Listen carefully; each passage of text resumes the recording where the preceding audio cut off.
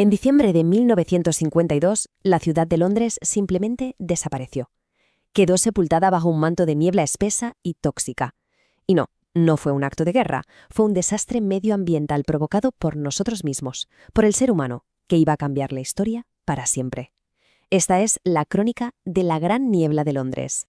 Mirad, para que nos hagamos una idea de lo que fue aquello, basta con ver esta imagen. A la izquierda, la famosa plaza de Trafalgar en un día cualquiera, despejado.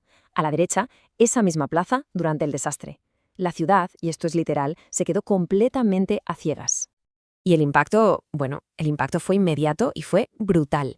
En tan solo 5 días, la cifra oficial de muertos ya alcanzaba las 4.000 personas. Estamos hablando de una crisis sanitaria sin precedentes, provocada por el simple hecho de respirar el aire de la calle. Pero, a ver, ¿cómo es posible que pasara algo así? Pues la respuesta no está en un único factor, sino en la terrible coincidencia de varias circunstancias. Se creó, como se suele decir, la tormenta perfecta. Todo empezó con el tiempo. La primera pieza del puzzle fue una ola de frío muy intensa que se instaló sobre Londres. Esto obligó a todo el mundo a quemar mucho más carbón de lo normal en sus casas y en sus fábricas para poder calentarse. Y aquí entra el segundo elemento clave, la economía de la posguerra. Resulta que el carbón de buena calidad, el que menos contaminaba, se estaba exportando para generar divisas. Así que a los londinenses no les quedaba otra que usar un carbón barato, de malísima calidad y lo peor de todo, cargado de azufre. Y para rematar, la pieza final de este rompecabezas mortal fue un fenómeno meteorológico. Una inversión térmica. Esto ocurre cuando una capa de aire caliente se posa sobre el aire frío de la superficie y actúa básicamente como una tapadera gigante sobre la ciudad, impidiendo que toda esa contaminación pudiera escapar. Así que ya lo tenemos, frío extremo, carbón malísimo y una tapa atmosférica. Con esa combinación fatal, la ciudad se hundió en una oscuridad casi total. Vamos a ver cómo fue aquello de que Londres se quedara a ciegas. La cronología es escalofriante. Todo arranca el 4 de diciembre, con lo que parecía una niebla fría pero normal. Pero lo peor estaba por venir. Entre el 5 y el 8 de diciembre, esa niebla se convirtió en un smog, una mezcla de humo y niebla, tan espeso que la visibilidad era, prácticamente cero. La ciudad estuvo atrapada así hasta que el 9 de diciembre, por fin, sopló el viento y despejó la pesadilla. La vida tal y como la conocían se detuvo en seco. Moverse en coche era imposible.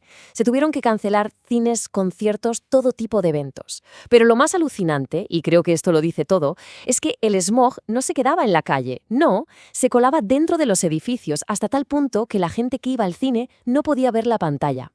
Increíble. Pero claro, más allá del caos y de que la ciudad se parase, el verdadero drama, la auténtica tragedia, fue el coste humano. Y fue, sencillamente, aterrador. Porque no solo hablamos de los fallecidos, es que además se calcula que unas 100.000 personas cayeron enfermas por culpa de la contaminación. 100.000. Los hospitales y los servicios médicos estaban completamente desbordados. Y como pasa siempre en estas tragedias, los más débiles fueron los que pagaron el precio más alto. Los niños muy pequeños, las personas mayores y, por supuesto, cualquiera que ya tuviera problemas respiratorios, se convirtieron en las principales víctimas de esta niebla asesina. ¿Y de qué moría la gente exactamente? Pues las causas médicas, la verdad, estaban muy claras. Infecciones respiratorias agudas, como la bronconeumonía o la bronquitis, básicamente el humo les provocaba hipoxia, o sea, falta de oxígeno en el cuerpo y una obstrucción total de las vías respiratorias.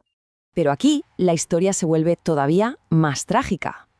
Porque los estudios que se hicieron después revelaron que la cifra inicial, esas 4.000 muertes, se quedaba muy corta. El número total de fallecidos que se pudieron atribuir a la Gran Niebla en las semanas y meses que siguieron ascendió a 12.000. 12.000 personas. Claro, una catástrofe de estas dimensiones tenía que provocar una reacción, no podía quedar en nada. De esa oscuridad, de esa muerte, surgió un nuevo despertar. Fue un punto de inflexión. La gran pregunta entonces es, ¿qué salió de toda esa oscuridad? ¿Qué se aprendió de aquellos 5 días de auténtica pesadilla? Pues lo más importante es que la Gran Niebla de Londres fue, podríamos decir, la chispa que encendió el movimiento ecologista moderno. Demostró de una forma brutal, tangible, que la contaminación del aire no era una molestia, podía ser un asesino a gran escala. Y ojo, que esto no se quedó solo en un despertar de la conciencia social. El impacto de la Gran Niebla dejó un legado muy real, muy tangible, a través de cambios en las leyes que perduran a día de hoy. La respuesta directa del gobierno fue legislativa. Primero, con la Ley de Aire Limpio de 1956, y luego la reforzaron en el 68. Por primera vez en la historia, se restringía de forma seria el uso de combustibles contaminantes, tanto en la industria como en los hogares. Esto marcó un antes y un después en la lucha por un aire limpio. Y viendo esto, se entiende perfectamente por qué hacían falta esas leyes, porque el problema no era solo el azufre, es que ese carbón de baja calidad era básicamente un cóctel de venenos. Contenía metales pesados supertóxicos como mercurio, cadmio, níquel, arsénico. Todo eso se liberó sobre la ciudad. Y todo esto, claro, nos lleva a una última reflexión. La Gran Niebla fue un desastre histórico, sí, pero su mensaje es totalmente atemporal. La pregunta que sigue flotando en el aire es: ¿hemos aprendido de verdad la lección de 1952?